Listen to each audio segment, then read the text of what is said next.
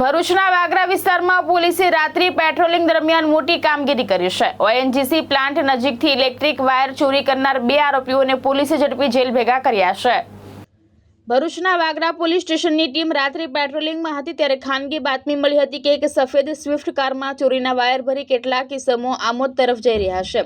બાતમીના આધારે પોલીસે ચાંચવેલ ગામની ચોકડી પાસે વોચ ગોઠવી હતી। આ દરમિયાન શંકાસ્પદ સ્વિફ્ટ કારને અટકાવી તપાસ હાથ ધરવામાં આવી હતી।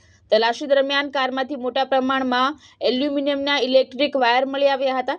પોલીસે કારમાં સવાર 2 યુવકો ઝુબેર ફિરોઝ જાદવ અને મુઝફ્ફર ફિરોઝ જાદવની અટકાયત કરી પૂછપરછ હાથ ધરી હતી।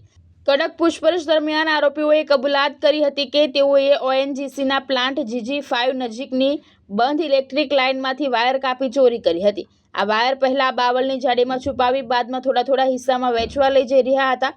પોલીસે ઘટનામાંથી અંદાજે 530 કિલોગ્રામ વાયર અને રૂપિયા 2 લાખની કાર મળી કુલ રૂપિયા 2,63,600નો મુદ્દામાલ જપ્ત કર્યો છે।